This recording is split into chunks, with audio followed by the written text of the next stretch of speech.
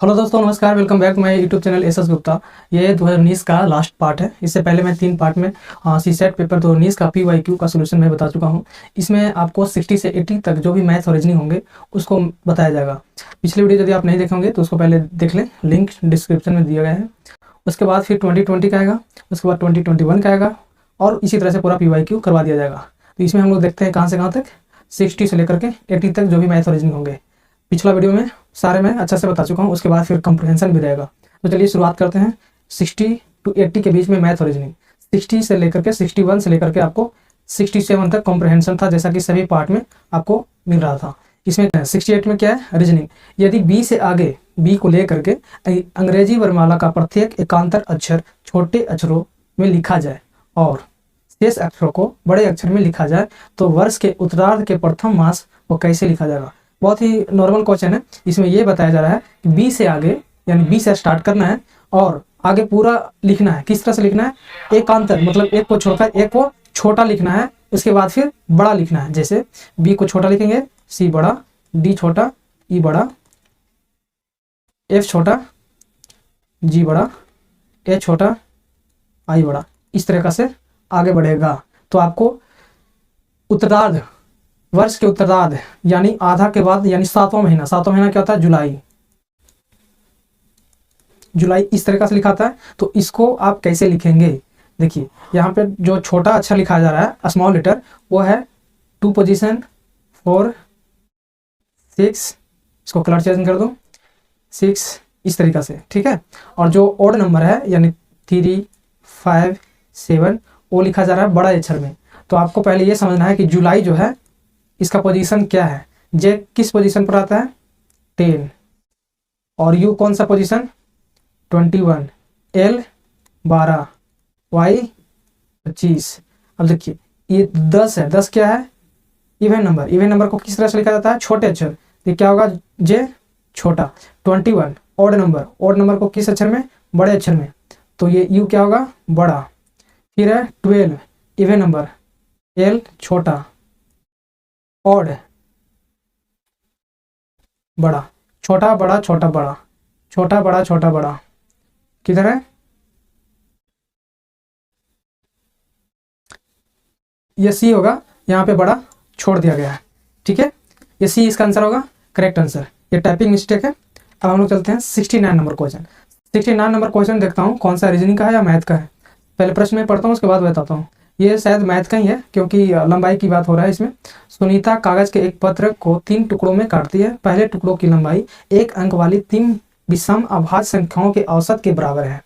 दूसरे टुकड़े की लंबाई पहले टुकड़े की लंबाई और तीसरे टुकड़े की 1/3 के योग के बराबर है। देखिए एक पेपर का टुकड़ा है, पहले आपको बता दें, जिसकी लंबाई सिर्फ दिया गया है, चौड़ाई का कोई मेंशन नहीं है। फॉर एग्जांपल ये टुकड़ा है एक, इसकी चौड़ाई 1 से और लंबाई को 3 भागों में काटा गया है। अब कितना कितना है सो नहीं पता, मैं रैंडमली काट देता हूँ, ठीक है। इसका लंबाई ए है, इसकी लंबाई बी है, इसकी लंबाई सी है। समझ रहे हैं, सिर्फ लंबाई की चर्चा है, चौड़ाई का नहीं। तो ए बी सी की आपको मान निकालना है। ओवरऑल यही क्वेश्चन होगा। ए क्या है, 3 टुकड़े में काटा है। बोला है कि पहले टुकड़े की लंबाई जो है यानी ए, एक अंक वाली 3 विषम अभाज्य संख्या। देखिए पहला अभाज्य संख्या क्या होता है, 2, लेकिन ये 2 विषम संख्या नहीं है, ठीक है। फिर होता है 3 विषम संख्या है, फिर 5 विषम संख्या है और अभाज्य संख्या भी है, फिर 7। पहला बोले तो शुरू से लेंगे। 2 क्यों नहीं हुआ, क्योंकि विषम नहीं है, इसलिए 2 नहीं होगा।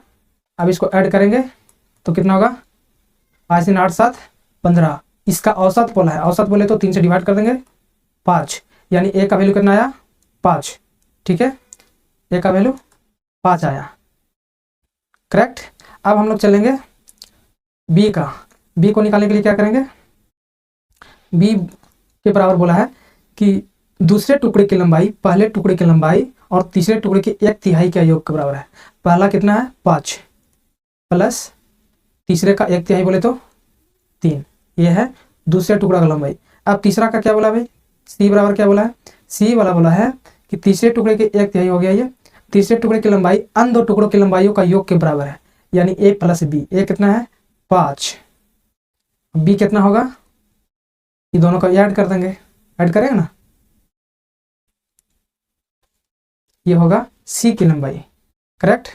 अब सी कैसे निकलेगा, अब इसी को आगे हम लोग करेंगे सॉल्व, तो सी का वैल्यू निकल जाएगा। सी यहाँ पे प्लस में है तो इधर जाएगा तो क्या होगा माइनस में, सी माइनस सी बटे 3, यहाँ पे 10 हो जाएगा।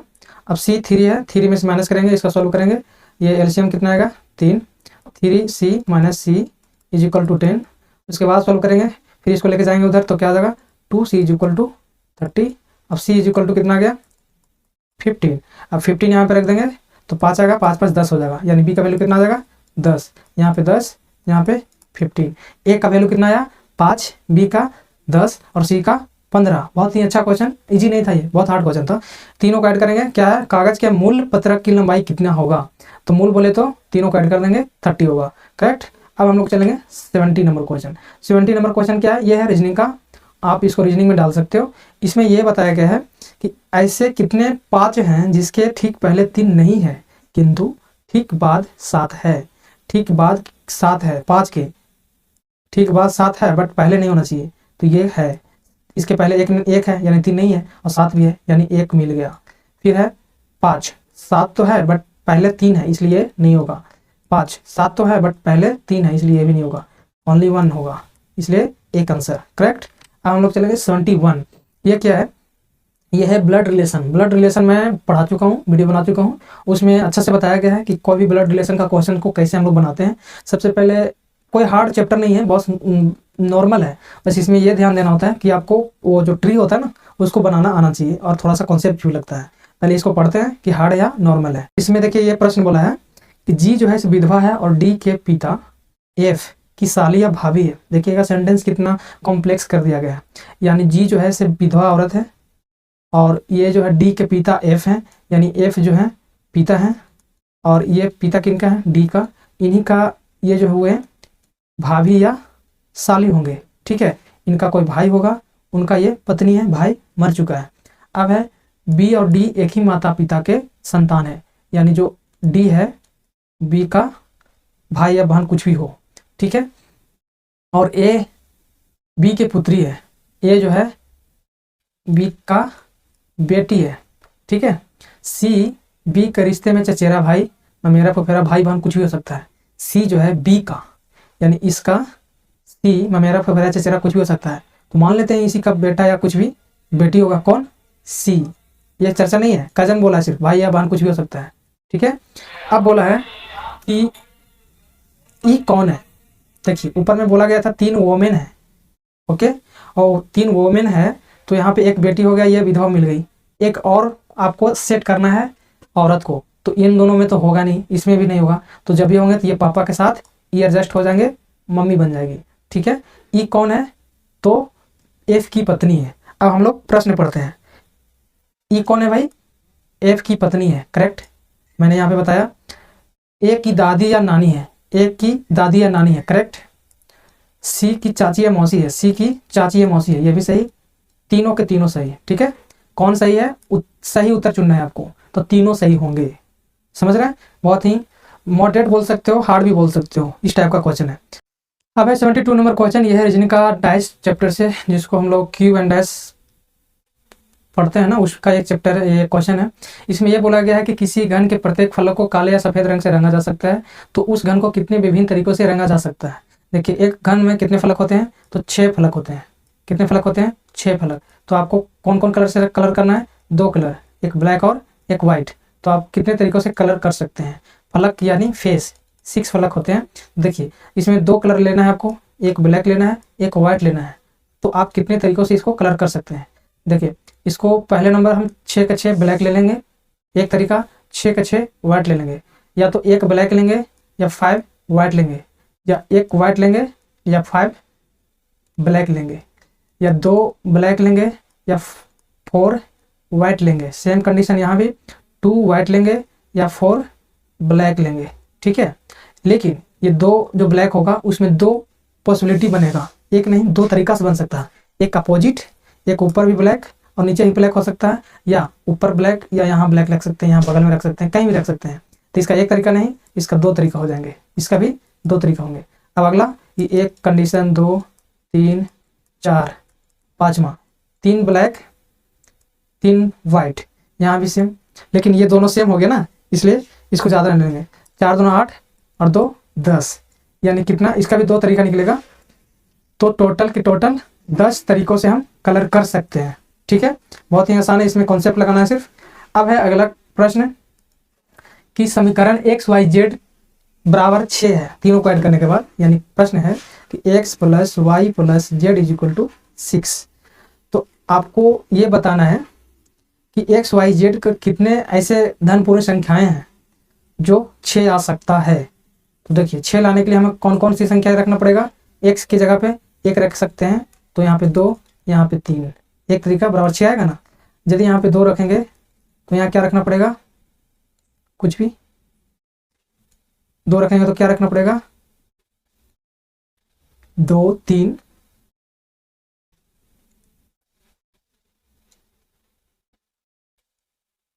हाँ, यदि यहाँ पे 2 रखेंगे, यदि यहाँ पे 2 रखेंगे तो यहाँ पे आगे क्या होगा, 2 रख सकते हैं, यहाँ भी 2 रख सकते हैं तो 6 हो जाएगा।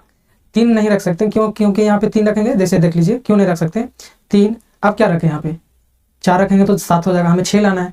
2 रख सकते हैं, फिर 1 रखना पड़ेगा जो ऊपर रख चुका हूँ, इसलिए यहाँ पे 3 नहीं होगा, 4 रख सकते हैं। 4 1 1 इज इक्वल टू 6, यानी यही 3 तरीका है, 3 तरीका, लेकिन 3 ऑप्शन में नहीं है। क्यों नहीं है भाई, क्योंकि ये तो सिर्फ x का वैल्यू हुआ ना 1, हम इसी नंबर को इधर उधर भी कर सकते हैं, यानी परमुटेशन कॉम्बिनेशन वाला ये कॉन्सेप्ट यहाँ लगाना पड़ेगा, जो मैं पहले वीडियो बना चुका हूँ कि किस तरीका से परमुटेशन होता है और क्या कॉम्बिनेशन होता है।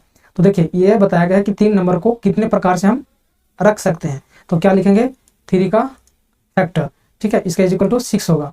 अब यहाँ पे एक ही तरीका होगा, ओनली 1, या 2 यहाँ रखें, यहाँ रखें, यहाँ रखें, तीनों जगह 2 2 है तो एक तरीका होगा, यानी एक तरीका क्या होता है, इसका मतलब 3 फैक्टर अपॉन 3, यानी इसको कट करेंगे तो बनेगा। ठीक है, अब यहाँ पे 2 रिपीट हो रहा है, यानी इसका फॉर्मूला क्या होता है, 2 फैक्टर से डिवाइड कर देंगे, ठीक है, फैक्टोरियल, और इसको डिवाइड करेंगे तो कितना आएगा 3, ऐड करेंगे तो 10, यानी 10 तरीकों से हम कर सकते हैं। आप परमुटेशन कॉम्बिनेशन वाला वीडियो देखिएगा तभी आएगा, इसमें नंबर सिस्टम और परमुटेशन कॉम्बिनेशन दोनों का कॉन्सेप्ट था, हार्ड क्वेश्चन था ये। अब हम लोग देखेंगे 74 नंबर क्वेश्चन। 74 नंबर क्वेश्चन में है, यदि यह है रीजनिंग का क्वेश्चन, कि यदि यहाँ पे नहीं दिया गया, यहाँ डॉलर था, डॉलर का अर्थ होता है विभाजित यानी भाग, डॉलर का मतलब क्या हुआ डिवाइड, एट द रेट का अर्थ है गुना, और हज का अर्थ है घटाओ। तो आपको 10 हज मतलब घटाओ, फिर 5 एट द रेट मतलब मल्टीपल, 1 डिवाइडेड बाय डॉलर यानी डिवाइड, ये है आपका। तो क्या कर सकते हैं, डिवाइड है, इसको यहाँ बटा कर लेंगे 5, ये 5 से 5 खत्म, 1 यानी 9 आंसर। ठीक है, तो इसका आंसर क्या होगा डी। अब हम लोग देखेंगे 75 में डिविजिबिलिटी रूल जो मैंने पढ़ा चुका हूँ बहुत ही अच्छा से, 1 से लेकर 20 तक बताया हूँ, जिसमें याद करना बहुत जरूरी है। हर एक मतलब सीसेट पेपर में 1-2 क्वेश्चन जरूर मिलते हैं डिविजिबिलिटी रूल से, और कुछ नहीं, बस कॉन्सेप्ट क्लियर होना चाहिए कि 3 से डिवाइड होने के लिए कौन सा रूल लगता है। ओके, तो यहाँ पे 3 वाला बताया गया है, और सेम 9 वाला भी होता है। क्या है कि बी की जगह पे कौन सी वैल्यू होगा, ठीक है, और 3 से भाग देने पर शेषफल क्या होता है 0 होता है। 0 का मतलब क्या हुआ, वो 3 से एग्जैक्टली कट जाता है। ओके, यानी कौन कौन सा है, इसका नियम है कि कोई भी संख्या 3 से डिवाइड कब होता है, जब उसका पूरा डिजिट को ऐड करने के बाद 3 से डिवाइड हो जाए, यानी 4 + 2 + 5 + 2 + 7 + 4 + 6 + b, okay, is equal to जो 3 से डिवाइड हो जाए। 4 2 6, 6 5 11 2 13 20 10 30 + b आ रहा है। अब 30 तो खुद डिवाइड हो रहा है, तो 30 खुद डिवाइड हो रहा है, तो b की जगह पर या तो 0 रख दो, या 3 रख दो, या 6 रख दो, या 9 रख दो, यही 4 डिजिट्स होंगे, क्योंकि वो संख्या रखना है जो 3 से डिवाइड हो जाए। तो यहाँ पे 0 तो ऑप्शन में है नहीं, 3 है 6 भी है, तो कौन रखेंगे, सबसे छोटा वाला रखेंगे जो पहले आ रहा है। यहाँ 6 भी आंसर सही हुआ, लेकिन 6 को नहीं बताएंगे क्योंकि सबसे छोटा रखना ना, इसलिए। यदि 0 रहता तो 0 होता, ओके, यदि 3 नहीं होता तब 6 होता इसका आंसर, करेक्ट। अब हम लोग को पढ़ना है 76 नंबर क्वेश्चन। 76 नंबर क्वेश्चन कौन सा टॉपिक से है भाई, तो ये है आपका सीटिंग अरेंजमेंट भी बोल सकते हो या रैंकिंग बोल सकते हो, जो भी इसको बोल दो। क्या है पहले पढ़ लेते हैं, इसमें बहुत ही लंबा डेटा है, कोई बात नहीं, पढ़ लेता हूँ। क्या है, 6 विद्यार्थी हैं, यहाँ से स्टार्ट हो रहा है। 6 विद्यार्थी ABCDEF कई परीक्षाओं में बैठे हैं, मतलब एक नहीं 2-3 परीक्षाओं में, ठीक है, बैठे हैं, या तो सी या एफ प्राप्तांक का अधिकतम अंक प्राप्त करते हैं। यानी जब भी टॉप होते हैं तो सी या एफ होते हैं, करेक्ट। यहाँ पे सी और एफ को टॉप पर रखेंगे, एक जगह पे सी रखते हैं, एक जगह पे एक एफ रखते हैं, ठीक है। ये दोनों टॉपर हैं, लेकिन कभी कभी कभी ये तो कभी वो। जब भी सी टॉप करता है तब ई सबसे नीचे रहता है। जब सी टॉप करता है तो कौन ई आता है नीचे? ई, करेक्ट। अब है जब एफ टॉप करता है तो बी का नीचे आता है, यहाँ पे बी, सही है। ध्यान से देखिएगा, बहुत ही इसमें 2-3-4 प्रश्न हैं शायद, तो सभी परीक्षाओं में उन्हें अलग अलग प्राप्त होते हैं। डी का प्राप्तांक ए के प्राप्तांक से अधिक है, ध्यान से पढ़ते हैं यहाँ से। बी का प्राप्तांक न्यूनतम होता है, सभी परीक्षाओं में उन्हें अलग अलग अंक प्राप्त होते हैं। डी का प्राप्तांक ए से अधिक है, यानी डी जो है ए से अधिक है, ए नीचे होगा, ठीक है, लेकिन वो निकटतम है, यानी दोनों आसपास हैं, इन दोनों के बीच में कोई नहीं है, यानी दोनों एकदम साथ में, 1-2 नंबर का डिफरेंट है, बीच में कोई नहीं है। इसका मतलब ये हुआ निकट का मतलब आस पड़ोसी है। ए का प्राप्तांक बी के प्राप्तांक से अधिक है, ए जो है बी से अधिक है, बट ये जरूरी नहीं है। देखिए इसका मतलब क्या हुआ, ये जरूरी नहीं है कि दोनों आसपास हैं। बी यहाँ पे है नीचे, बट इसमें यहाँ पे कोई और भी हो सकता है, ओके, ये ध्यान रखिएगा। सी का प्राप्तांक ए के प्राप्तांक से अधिक है, ए का प्राप्तांक से अधिक है सी का। अब सी का ए से अधिक है तो जाहिर सी बात है कि डी से ऊपर ही होगा, यानी डी से कितना ऊपर है नहीं पता, यानी सी ऊपर रख देते हैं। बीच में कोई और भी हो सकता है, ठीक है, यहाँ पे कोई और हो सकता है, यहाँ पे भी कोई और हो सकता है। इसको बार बार ध्यान रखिएगा, जो मैं यहाँ पे लिखा हूँ इसी से प्रश्न बनेंगे। क्या बनेगा भाई, देखिए आगे मैं देखता हूँ। यदि एफ का योगता क्रम में दूसरा है, यानी जब एफ की चर्चा कर दिया कि दूसरा है तो 2 ही कंडीशन है ना, पहला कंडीशन ये है, दूसरा कंडीशन ये है। ये तो कॉन्सेप्ट हुआ कि ऐसा ऐसा है तो होता है, तो यहाँ पे एफ को दूसरा रखा गया है, यानी ये वाला खत्म हो गया, यानी ये वैलिड होगा, यानी इसमें होगा ना, यानी एफ सी ऊपर रहेगा सबसे टॉप पर, तो एफ दूसरा होगा। अब इसके बाद चर्चा चलेंगे, यानी सी होंगे, फिर नीचे सी होगा, फिर डी होगा, फिर ए होगा, फिर बी होगा। 1 2 सॉरी सी यहाँ कैसे होगा, यहाँ पे सी नहीं होगा ना, सी यहाँ पे नहीं होगा, सी तो ऊपर हो गया, सी एफ डी होगा। 1 2 3 4 5 6 लोग हैं ना, हाँ 6 विद्यार्थी हैं, ये बन गया। तब बी का स्थान कैमा होगा, तो पहला, दूसरा, तीसरा, चौथा, पांचवा, कैमा होगा पांचवा। नहीं अच्छा समझ में आ रहा है, फिर से इरेज करके इसको बताता हूँ। इसमें ये बताया गया है, अरे कोई बात नहीं, देखिए सी यदि टॉप पर रहेगा तो इस प्रश्न के अनुसार एफ को सेकंड पे रखना है। एफ कहाँ पे, सेकंड पे। अब ये जो पूरा पूरी है ना रख दो, सी टॉप पे है, एफ यहाँ हो जाएगा, डी ए, उसके बाद फिर बी, उसके नीचे ई। 6 लोग थे, 6 लोग हो गए हैं। अब हम लोग को बताना है कि बी का पोजीशन कैमा होगा, बी पांचवा होगा, ठीक है, ये रहा। अब चलते हैं हम लोग 77। इसमें बोल रहा है कि यदि बी का प्राप्तांक न्यूनतम हो, फिर से ऊपर चलेंगे, बी का प्राप्तांक न्यूनतम हो तो सी का स्थान कैमा होगा। देखिए अब ये वाला कंडीशन पर आ गया, बी यदि बॉटम में हो तब सी का पोजीशन क्या होगा। देखिए बी यदि नीचे है तो सी कहाँ जाएगा भाई, तो इसको अरेंज करते हैं, बी नीचे, फिर ए, फिर डी, डी और ए तो साथ साथ रहेंगे, और एफ ऊपर हो गया, सी नीचे।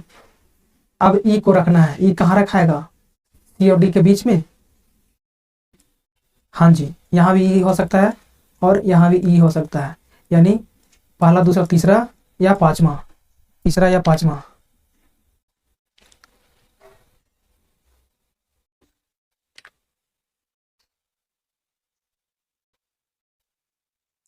कौन सा पूछा है भाई, सी का स्थान कौन सा होगा, सी का स्थान यहाँ पे होगा, दूसरा या तीसरा होगा ना, हाँ दूसरा या तीसरा होगा। ई तो यहाँ हो जाएगा और सी दूसरा में होगा या तीसरा में होगा, यहीं पे दोनों खाली हैं, क्योंकि डी से ऊपर रखना है ना, इसलिए सी जब भी होगा तो या तो सेकेंड या थर्ड होगा, इसलिए इसका आंसर डी होगा, करेक्ट। अब हम लोग चलेंगे 78 नंबर क्वेश्चन। 78 नंबर क्वेश्चन में है कि ई का योगता का क्रम में तीसरा हो तो क्या होगा। ई तीसरा हो तो क्या होगा, यदि ई यहाँ पे चला जाए तब क्या होगा। देखिए फिर से इसको अरेंज करते हैं।